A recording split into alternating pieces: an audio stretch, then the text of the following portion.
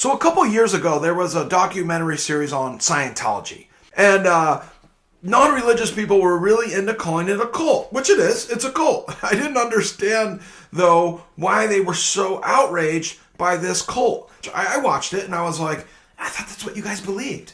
I thought you believed in outer space, and I thought you believed in collectivizing energy to then have life with each other. So the cult aspect that they don't like about Scientology, I believe, is the money part, where you have to pay money to the church. Now, the belief of a Scientologist is that there's outer space, and outer space created life. So the evolutionist doesn't have an answer for where the cell came from, where the seed came from. Christianity doesn't have an answer for this either. To know the answer to this question is to be God, to be the creator. If you can figure out this answer, then you can figure out how to be God. Christians will just say there's a God. There's a supernatural being above us that created us. It created the earth. We don't know besides that, and we attribute that to a God. We call it creator. We call it the name above all names, the name above science, the name above creation. And then secular people come along and go, I got to know more than that, man. You can't just say it's a God. Well, I like the God stuff because it's a way for me to say, well, I'm not your God. It's not me, and it's not you. The secularist comes along, and they don't quite understand that they're trying to become the God by saying there's no God. So they'll come along and partner with evolution and say, no, it came from itself and the seed regenerates. Well, there's no proof of that. So the only other explanation, where did it originate from? The Scientologists will come along and say it came from aliens. And aliens use this thing called Panspermia. And they left a seed in a puddle. And then out of that puddle came life. And it evolved into a higher species. And then we collectivized the energy to then colonize the species, and then we colonize the stars and the universe to then have the heavens and have everlasting life in the stars on planets. And then we live in these planets and we're gods. I don't see how you don't understand. You're just doing a form of Scientology. So you have to pay money for NASA, and then all your space information comes from NASA, and they force you to pay for it. Taxes are nothing more than forced spiritual payments. You can say you hate the church, but at least the church lets you walk away from the church. Government doesn't. And then we're supposed to have freedom of religion in America, but then the government partners with science, which then forces you to pay taxes, and then they give you supernatural beliefs. They give you the creation. They tell you that the earth comes from itself. But that's not true. So then where does it come from? Where's the spark? Well, it comes from aliens. And then they left a seed here, and then that seed is evolving into a higher species.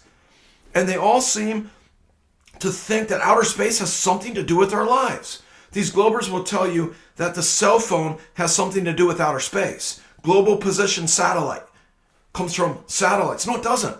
It comes from a Scientologist named Arthur C. Clarke.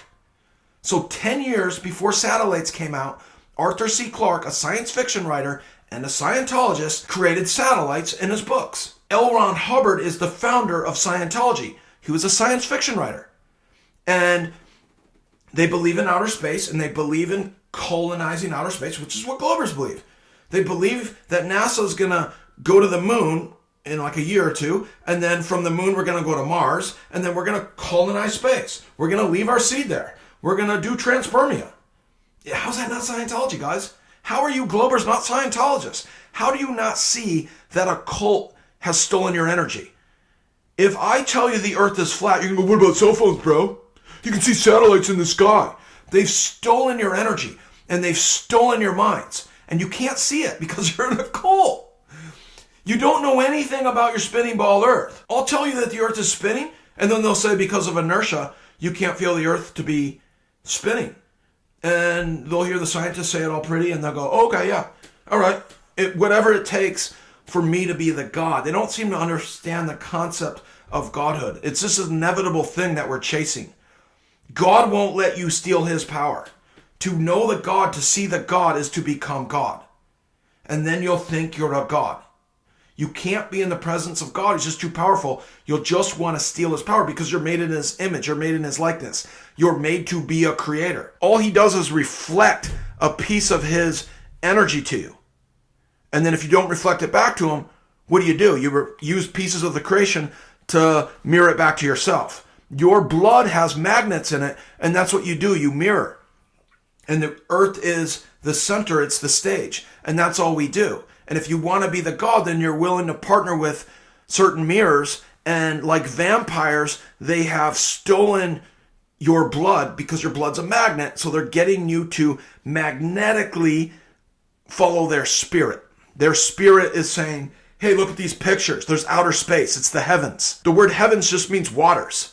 We live below heaven and above hell. And there's these salt barrier firmaments. They're like brine pools above us and below us. And we can't escape it. And we're below heaven and we're above hell. And it used to be all connected as one like heavenly state. And then we tried to become God. And then these cults came in. And yes, Scientology is a cult.